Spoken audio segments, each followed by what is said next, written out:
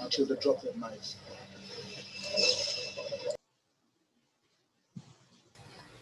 Waalaikumsalam, Mas.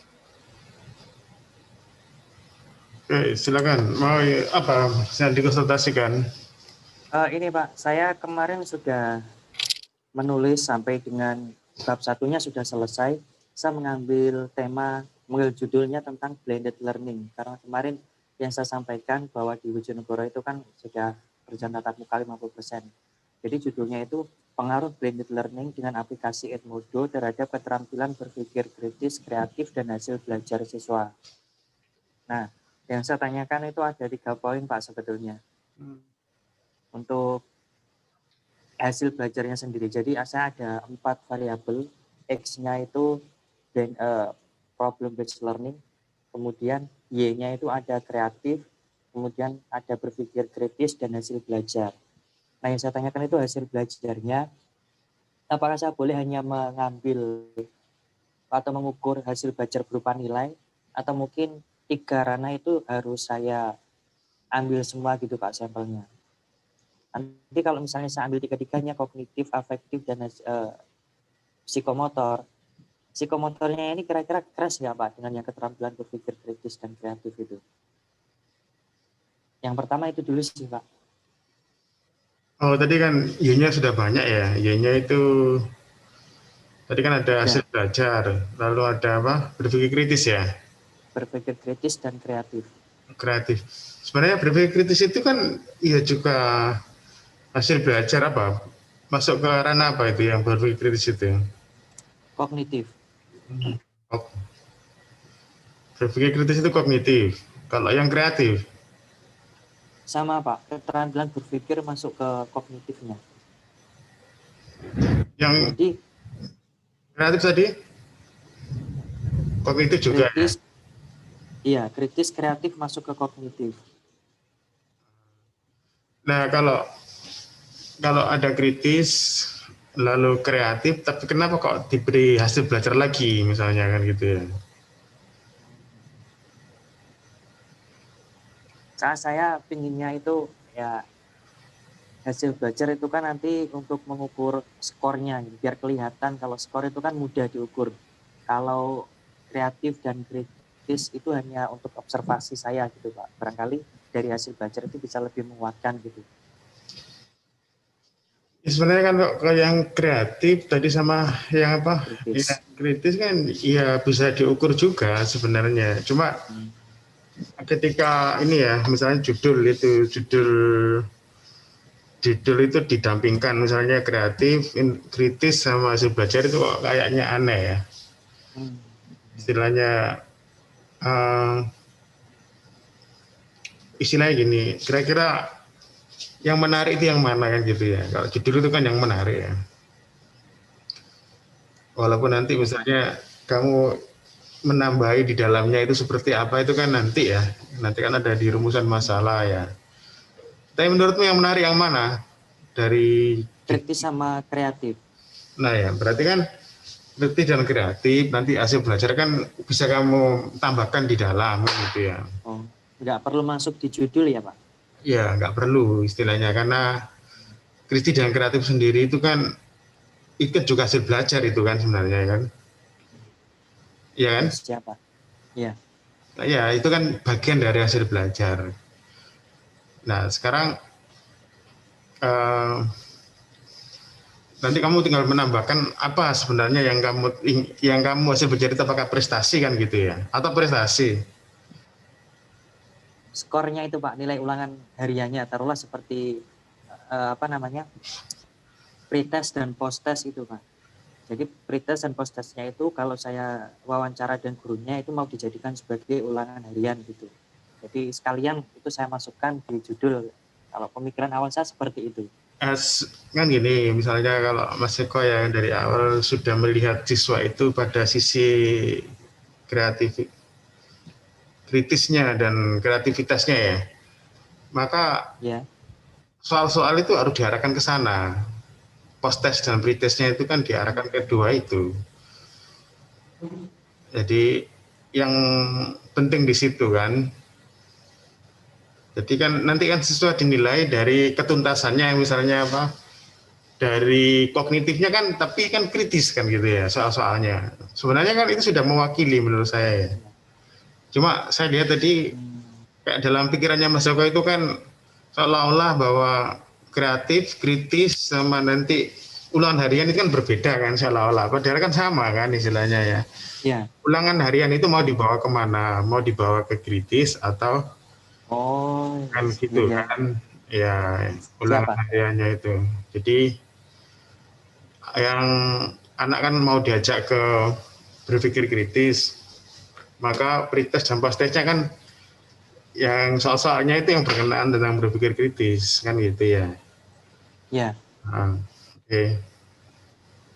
kalau rencananya yang berpikir kritis itu pakai soal multiple choice, kalau yang kreatif itu soalnya open ended, soal esai gitu Pak, yang menunjukkan bahwa mereka kreatif berbeda dengan yang lain gitu. Jadi ada dua bentuk soal nanti yang rencananya saya ujikan gitu. Nah, sekarang yang menjadi yang penting kan istilahnya referensinya Mas Eko ya, bahwa Hmm. berpikir kritis itu apakah soalnya itu multiple choice atau apa yang selama ini yang digunakan untuk mengukur anak-anak berpikir kritis itu. Soalnya apa, seperti apa? Kalau yang saya temukan itu selama ini yang multiple choice itu Pak, tapi bukan untuk menjelaskan kapan, tempat. Ini kan kelasnya SMA. Subjeknya saya ambil SMA pada mata pelajaran sejarah di kelas 10 IPS. Nah, karena sejarah itu kan kadang-kadang soal yang diambil itu di mana peristiwa ini, siapa tokohnya, tanggal berapa. Kalau itu kan masih C1, masih belum berpikir kritis. Nah, saya yang baca itu dia sudah tahap C5 dan C4 dan C5 dalam bentuk soalnya tetap pilihan ganda.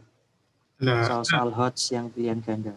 nanti itu akan Mas Eko akan ditanyai sama penguji, misalnya Ya. berpikir kritis ini konsepnya siapa kan gitu ya. Nanti pasti ada pertanyaan itu, berpikir kritis ini konsepnya siapa, diambil dari teorinya siapa, lalu dari konsep dan teorinya siapa itu nanti uh, pernah diujikan misalnya oleh siapa, dan itu menggunakan soal tesnya seperti apa ya, sebenarnya kan seperti itu kan ya. Ya. Ya sehingga ketika kita memutuskan misalnya apakah pilihan ganda kan tadi kan ya, Ya. pilihan ganda atau urean itu kan, itu mungkin punya konsekuensi sendiri-sendiri Mas Eka ya. Misalnya urean pun mungkin kalau uraian ya, misalnya berpikir kritis juga punya cara sendiri kan gitu ya. Terus kalau pilihan ganda berpikir kritis ya punya cara sendiri ya, mungkin punya cara-cara sendiri kan ya.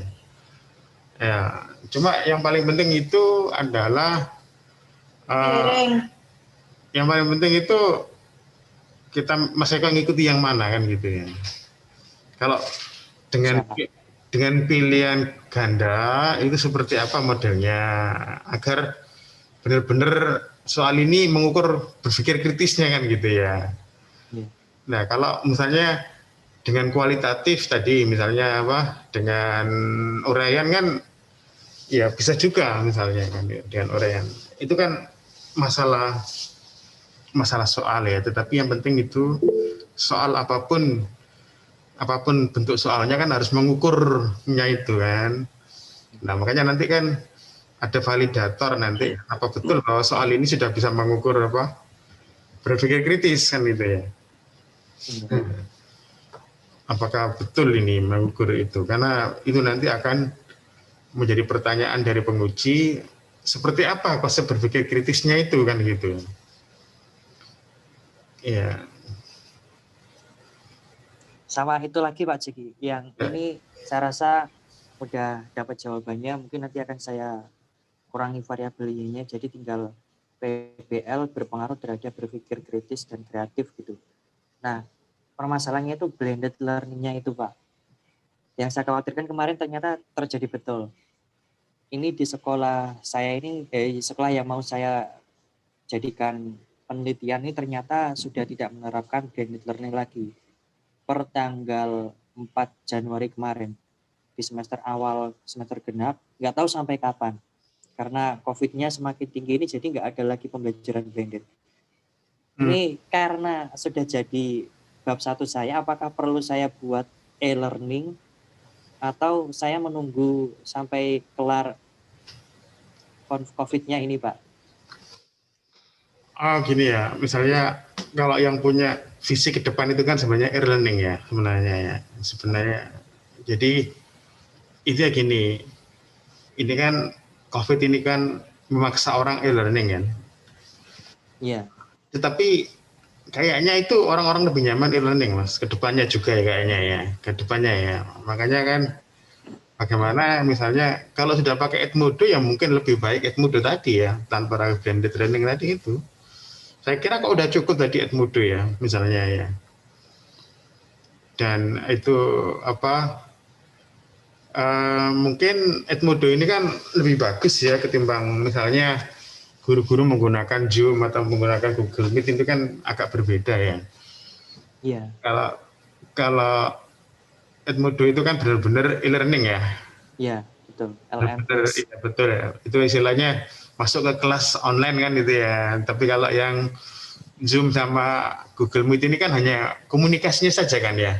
Iya, betul. Media komunikasi aja. Hanya komunikasi saja sebenarnya. Tapi untuk mengelola kelas itu sebenarnya tadi itu. Ya,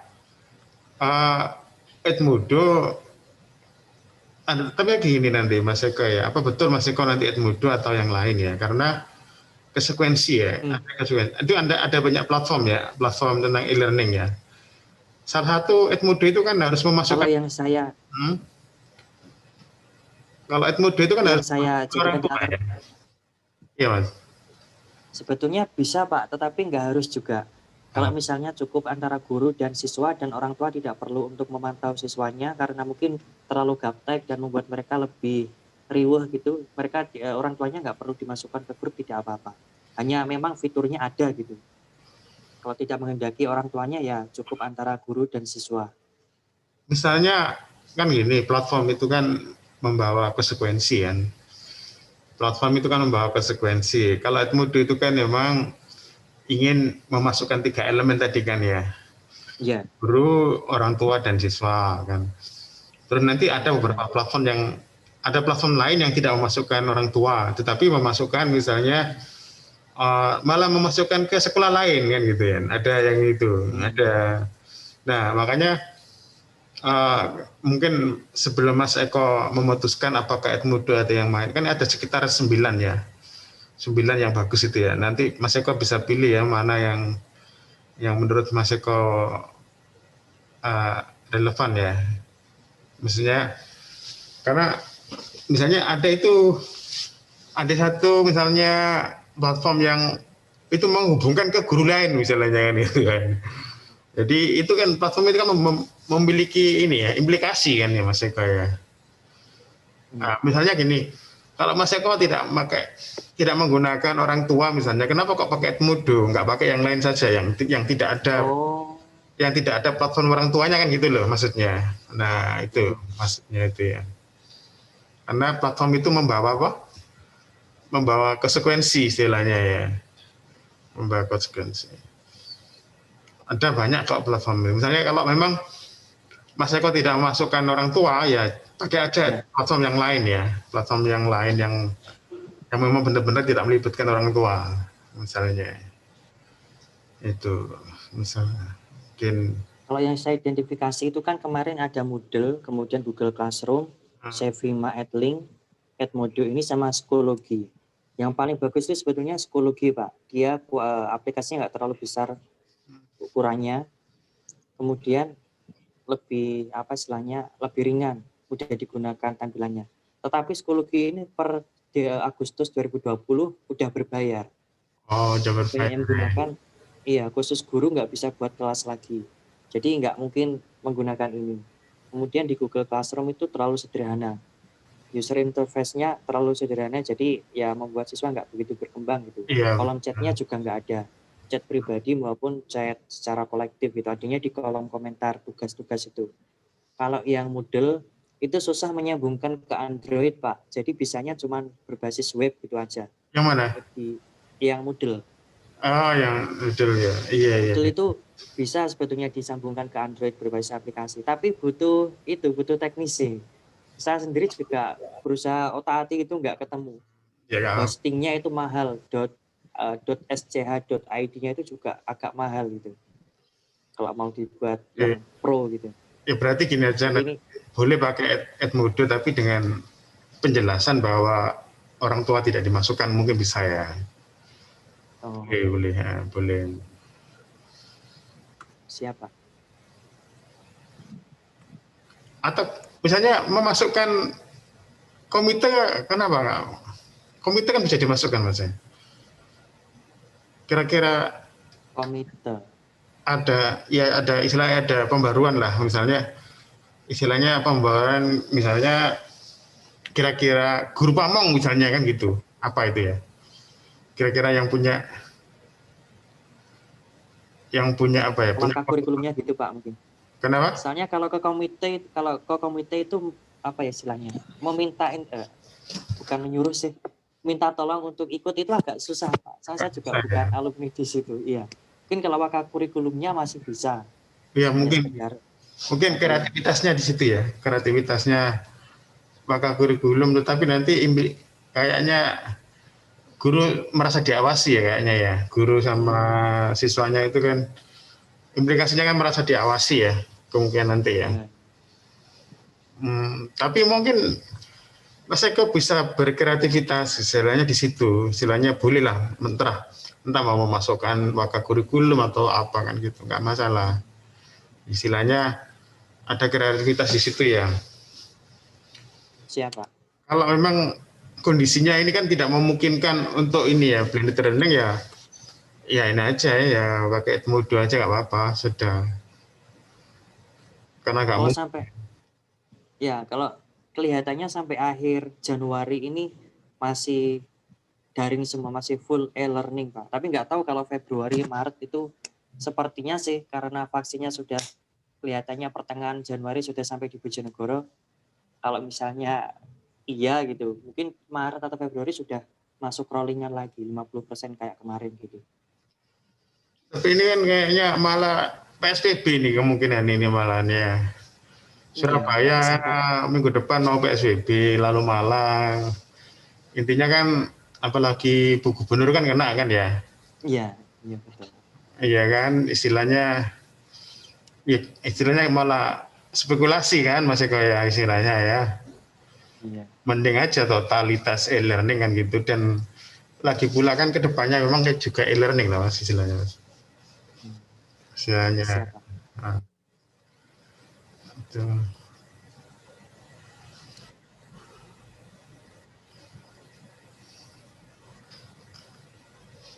Sama yang itu Pak Zeki untuk mengambil datanya, untuk jumlah pertemuan itu kira-kira ada standar kepantasan gitu apa enggak Pak kira-kira?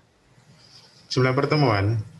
Jumlah pertemuan untuk memberikan treatmentnya itu. Kan saya membandingkan antara dua kelas. Yang satu menggunakan Edmodo, kemudian soal-soalnya PBL berbasis masalah yang diukur kreativitas dan kritis. Sedangkan yang satunya ini tidak berbasis PBL. Sama-sama menggunakan Edmodo tapi tidak berbasis PBL gitu. Nah kalau pertemuannya cuma 2 atau 3, kalau 3 sebenarnya nggak mungkin sih. Saya sih pikirnya 4 gitu. 4 pertemuan. Biar benar-benar kelihatan kalau ini apa ya istilahnya, dapat data yang valid gitu Pak. Nah kira-kira ada nggak standar kepantasan gitu? Atau mungkin 2 cukup, 3 cukup gitu? Ya sebenarnya semakin banyak pertemuan kan semakin baik Mas.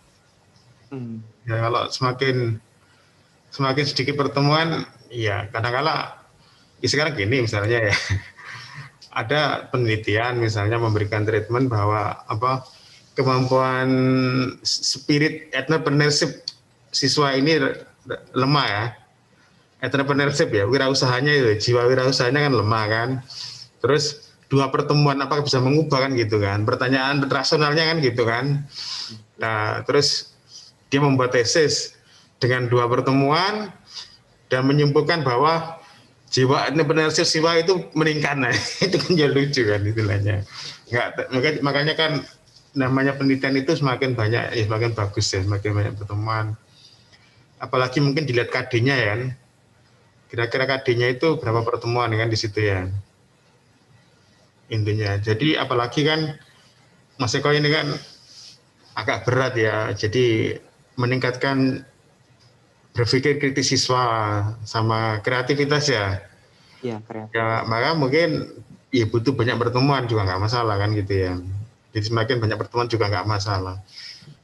Ya selama ini memang nggak ada sih apa batasan ya, tetapi kalau menurut saya namanya penelitian semakin banyak pertemuan semakin bagus Mas Eka ya. Jadi nggak ada masalah ya. Oke, siapa jadi? Lagi pula kan gini Mas Eka ya. Jadi kalau e-learning itu kan berbeda dengan face to face ya. Ya. Kalau e-learning itu kan 24 jam kali kan. Anak-anak Nah, itu anak kan bisa sebetulnya iya, Pak. anak-anak kan bisa mengakses kan istilahnya ya kan ya. Iya, Kalau kapan pakai pun. Edmodo ya. Iya, Kalau pakai Zoom memang seperti klasikal kan ya. iya, Hari ini ketemu dengan gurunya selesai kan gitu ya. Tapi pakai Edmodo iya. itu kan dia kan aplikasi ya. Jadi dia itu bisa 24 jam di situ kan ya. Bisa masuk sewaktu-waktu kan ya. Iya. Bisa mengerjakan sewaktu-waktu. Nah, disitulah mungkin ya. Menurut saya itu pentingnya di situ ya, e-learning itu kan ya. Hmm. Jadi kan siswa kan bisa masuk sewaktu-waktu kan ya. Istilahnya bisa mengerjakan. Ya, mungkin itu.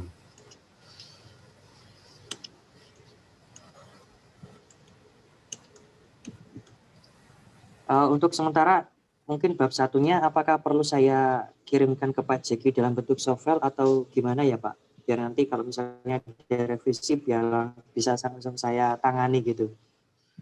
Ya, jadi ini kan bab satunya ini jenis penelitian eksperimen apa pengembangan atau apa? Kuasi eksperimen Pak. Ya, eksperimen. Eksperimen. Nah, biasanya kan kuasi eksperimen itu kan latar belakangnya kan berbeda dengan PTK Mas ya.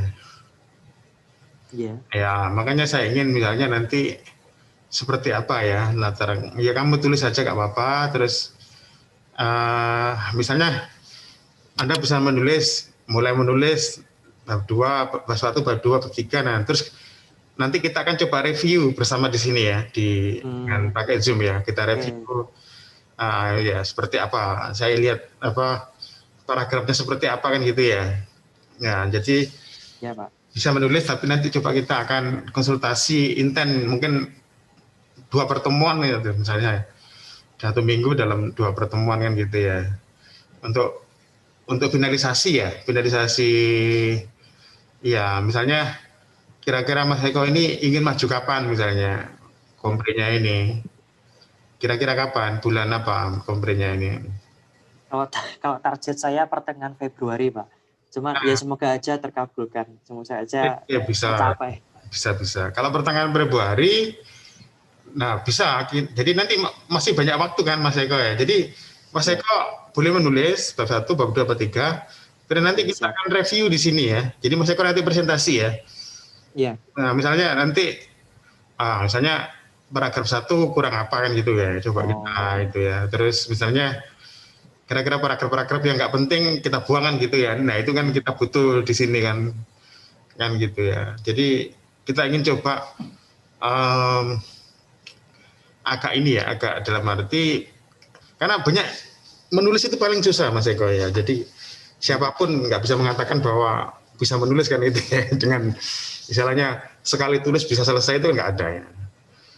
Ya, jadi makanya sebenarnya apalagi penulis kan gitu, wah ini seolah-olah udah bagus ya, tapi ketika dibaca orang lain kan ada kelemahannya kan ya. Nah, jadi intinya kita ingin membuat tulisan yang ini Mas Eko, yang efisien aja sebenarnya. Efisien, tidak bulat ya, tidak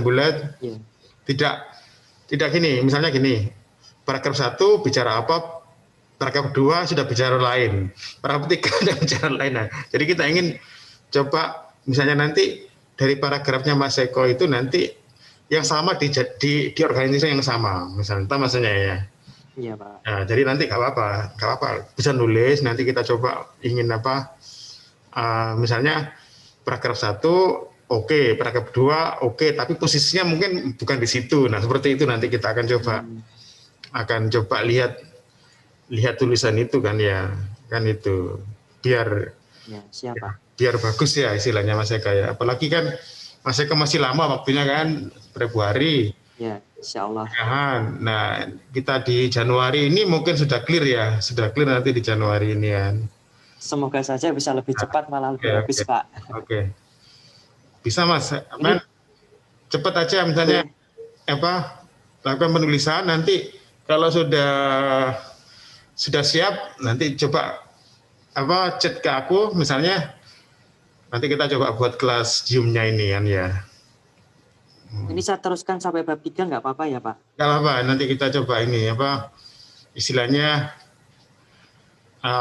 mungkin kalau Mas Eko sampai bab 3 ya nanti kita coba identifikasi misalnya di bab 1 kekurangan yang apa kan gitu kan ya. Terus kelebihannya kita buang kan gitu kan ya, kan itu. Bab 2 misalnya kekurangannya apa, kelebihannya kita buang kan gitu. Karena ketika menulis itu kan banyak yang sebenarnya ya kita tidak mengatakan ini bahwa tradisi kita ini kan tradisi yang tidak tentu poin kan ya, banyak memutar-mutarnya kan. Nah, karena kita ilmiah itu kan tentu poin, tidak memutar-mutar. Nah, nanti kita coba potong-potong yang memutar-mutarnya kan itu ya. Ya, siapa? Ya, jadi pemutar-mutarnya. Jadi kita coba menulis gaya yang efisien, tentu poin langsung. Dan itu seperti itu ya. Jadi nanti kita coba istilahnya tulisannya Mas Eko coba kita review kan gitu ya. Oke, mungkin itu ya. Mungkin itu saja dulu Pak Jeki untuk Mas. bimbingan bab 1-nya ini. Nanti saya lanjutkan, kalau udah selesai saya konfirmasi lagi ke Pak Jeki. Oke Mas. Oke. Terima kasih banyak Pak Jeki. Selamat sore. Assalamualaikum. Waalaikumsalam warahmatullahi wabarakatuh. Sampai jumpa Mas ya. Siap Pak. Ya, oke.